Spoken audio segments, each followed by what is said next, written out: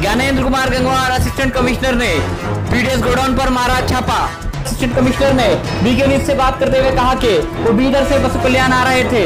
रास्ते में उन्हें इन्फॉर्मेशन मिली कि जंगल में पीडीएस गोडाउन में कोई इलीगल एक्टिविटी चल रही है। मौके वारदात पर असिस्टेंट कमिश्नर तहसीलदार के साथ उस गोडाउन में पहुंचे और वहां पर छापा मारा।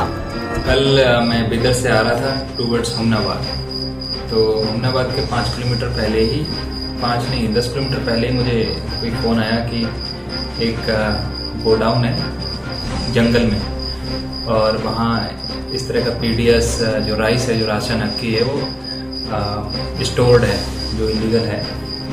और हुमनाबाद के 5 किलोमीटर पहले ही, और आजू बाजू ना तो कोई गांव है उसके, ना कोई सेटलमेंट है, जंगल में टोटली हाईवे से हट के अंदर को।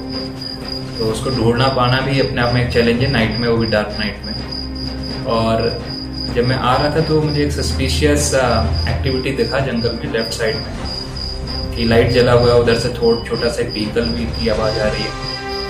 तो मैंने तुरंत तहसीलदार को बुला लिया और पुलिस को भी नहीं कॉल किया। मैंने कहा टाइम लगेगा आने में, तब तक ऐसा नहीं हो गाड़ियाँ ये निकल जाएँ। तो गाड़ियाँ, एक गाड़ी ऑलरेडी लोडेड थी और एक लोड हो रही थी।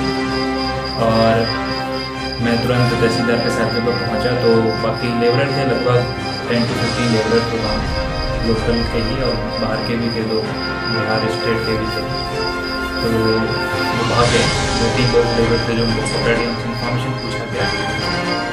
और 2 गोडाउन थे।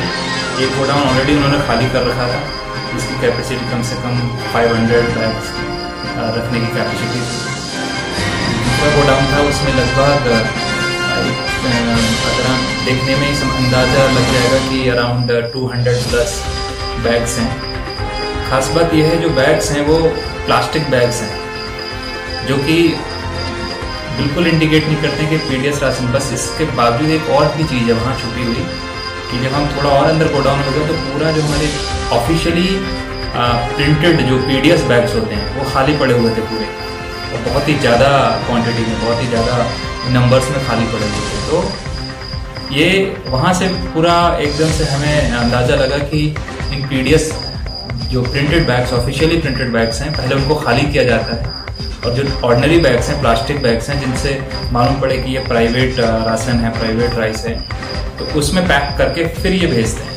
और भेजने के लिए भी छोटा व्हीकल यूज़ करते हैं, ताकि आजू बाजू को किसी को शक ना हो कि बड़ा गाड़ी इधर से कहाँ से आ रहा है, अगर बड़ा ट्रक यूज़ करेंगे ये तो छोटे छोटे व्हीकल यूज़ करते हैं। और ये तो अभी निश्चित नहीं हो पाया कि कहाँ के लिए ट्रांसपोर्ट कर रहे थे ये, लेकिन अभी हम अभी FIR भी रजिस्टर्ड हो गई है एसेंशियल कमोडिटी एक्ट के अंडर। और अभी ये बेसिकली हमें कंफर्म करना है कि किस तरह से ये हो रहा है, क्योंकि अब आधार सभी में सीडेड है, आधार लिंक्ड है, तो बिना थम के किसी को राशन नहीं दिया जाता है। तो और थम देने के बाद कोई कैसे राशन को इधर को साइफनिंग कर रहा है, राशन कैसे गोडाउन पे इलीगली स्टोर हो जा रहा है, तो इस बात पे अभी आगे भी हम अभी कई शॉप्स पे सब डिवीजन में, जैसे मेरे मैं अभी और भी देखना पड़ेगा, मुझे सरप्राइज इंस्पेक्शन, सरप्राइज रेड करना पड़ेगा कि